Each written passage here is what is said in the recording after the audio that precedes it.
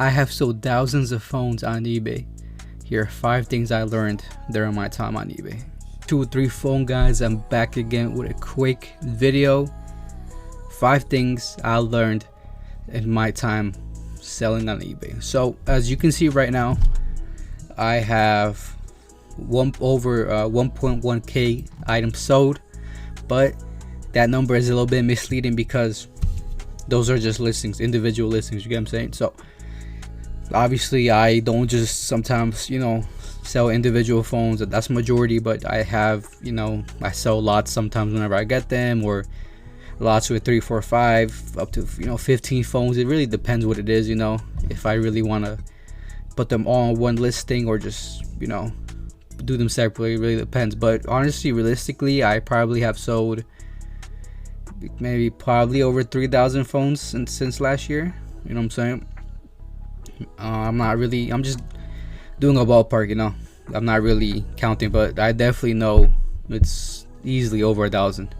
But that's besides the point. On my eBay page, it says over 1,000 sold. I got 99.3 feedback. Almost like 380, followers. So it's a pretty decent page. I've really started doing this seriously last year, you know what I'm saying? But I always been into phone selling and stuff like that. But let's just get straight into it. Number 1, the first one, something that you gotta consider if you are going to get into the phone business is if you're going to do auctions or buy it now. So the whole reason I'm saying this because auctions definitely sell differently than buy it now, and you gotta really think about this if you want to move stuff fast, where you can't really have phones sitting around that long, because if you only have a couple phones, or you're patient, because sometimes it really depends. It takes a while to sell a phone, especially you have it at the regular price, because unless you're gonna undervalue the phone, really, because especially if you're a smaller seller and you already got these big sellers at the top, it's gonna be harder for them to find you. So that's something you got to think about. Buy it now or auctions. Obviously there's auction fees. Depends, if you do a 7-day, I'm pretty sure it's free, but I don't do 7 days because I don't got time to wait like that. When I do a 1 day, it is like $1.25, you know what I'm saying? So it's nothing crazy, but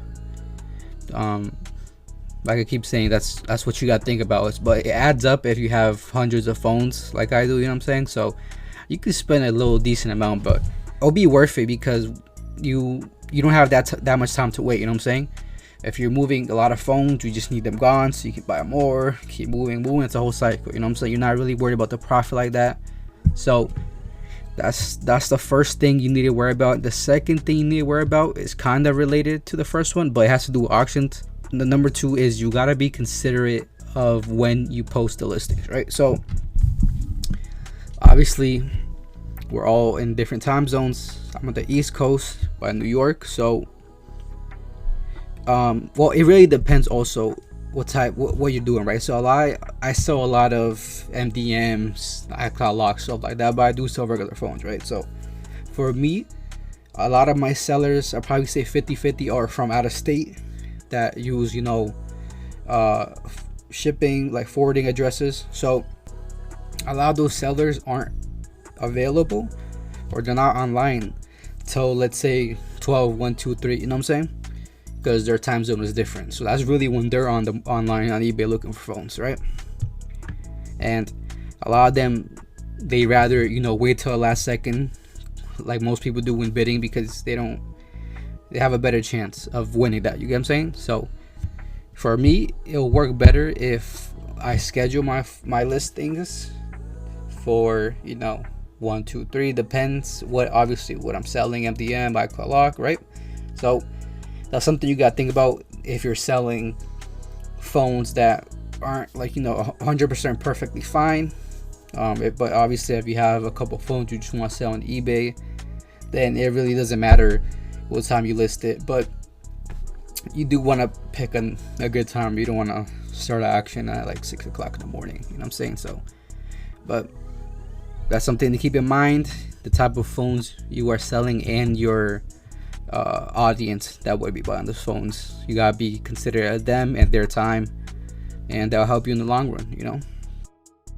Number 3 is also related to auctions, but when you sell stuff and let's say they win, for me, this is in my case, about 30 to 40% of the people who win do not buy the phones. You know what I'm saying?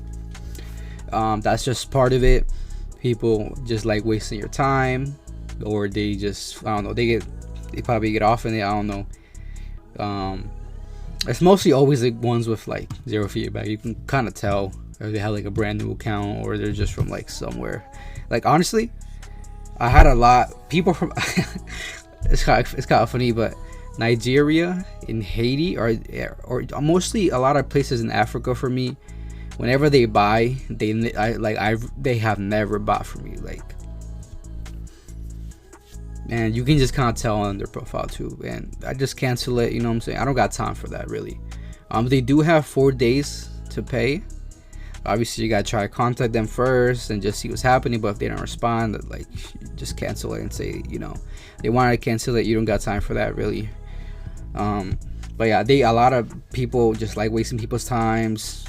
They bid, or sometimes they bid up to a ridiculous amount, like an XR. They bid up to like $1,000. You just, when it gets to that, you just know they're just wasting your time. So number 4 is with auctions or buy now, any type of listing you got, right? So people do not read anything. They do not read the listing. This is why you always gotta really detail your description in the title, because people do not like to read, and it's pretty annoying, you know, but it's just part of it. People, I don't know what's good with them. Guess they're too good to read. But that's why if there's any issue with the phone, you clearly want to state it in the title or in the description in bold, you know what I'm saying?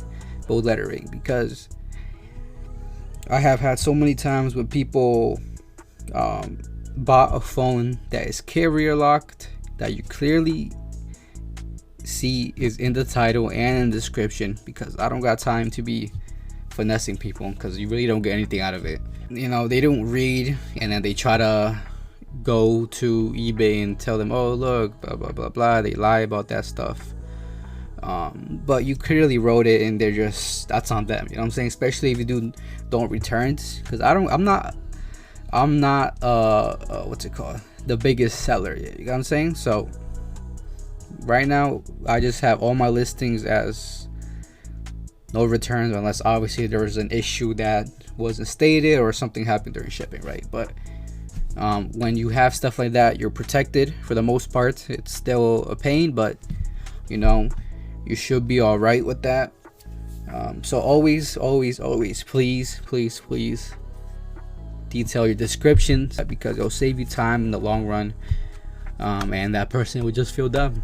But some people got egos, because God knows how many times I have people get mad at me for something they didn't read and try to blame me like it's my fault. But on to the next. The 5th and final one is people will lie to get their money back, right? So obviously, like I said, this goes back to what I just said a few seconds ago. People will lie about the listing just because their ego gets in the way and they don't want to be wrong and they don't want to take the L, right? So a lot of these people will just say that it's not what it was stated or not what they believe. But that's when having all that listing description clearly will help you in the benefit in the long run, because all you gotta do is talk to eBay. They're still gonna put your money on hold, which is ridiculous. You gotta talk to eBay. Sometimes it takes a while to get this whole process stated out. They'll put a a hold on your money. You call them up, you tell them what it is, they look at it and they're like, yeah, this shouldn't have happened because this you clearly stated it. And honestly, for the most part, eBay does always side with the buyer. So you are forced to give a return depending on obviously the case. But when it comes to stuff like that, like I had a seller who said a phone didn't work. It was XR. I remember this. It was XR. He said it didn't work, and I knew he was capping. He said it didn't work or something, but I knew he was capping. But I was forced to give him a return. So Once he returned it, it came back with iCloud on it, right? I sold him a perfectly good phone, and he sold me, he returned it with his iCloud on it. So I was like, all right, cool. Called up eBay. I told him what it was, sent him pictures, all that. Obviously, they gave him the refund already, because once it gets delivered to you, depending on the case, they'll already give the refund. Sometimes it's up to you, or if there's an issue, you contact them. But for me, for some reason, they already gave it to them straight on the spot, right? So contact eBay, show them pictures, everything. Obviously, it's not what it was. So sometimes they just literally make you fill a form, send it back to them, and you get your money back, and eBay takes it out. So it's a process. It's annoying, but if you ever have to end up talking to eBay, that's exactly why you want your listings to be on par and everything to be perfect. It still gets you tight. It still waste your time and energy, and sometimes the people you are talking to are not the best, but you know, it is what it is. You gotta do what you gotta do. But yeah, man, these were 5 things that you need to know, and my experiences after selling thousands of phones on eBay. It's definitely a money making way, as you guys know, but it definitely can be frustrating and irritating with the people you gotta deal with sometimes. But a good 60 to 75% for the most part are good, and a lot of them are understanding. And once you start building a relationship with people, your regular, customers, it's smooth sailing, you know what I'm saying? So you're obviously always gonna have issues pop up once in a while, but that's life, that's eBay, that's everything. Stuff is always gonna pop up. But it's been 2 or 3 phone guys. I hope you all enjoyed this video. Let me know any questions you got. Follow me on TikTok, 2 or 3 phones with 2 S's. Any questions, hit me up. I'm gonna put y'all onto game. I appreciate y'all. Y'all take care.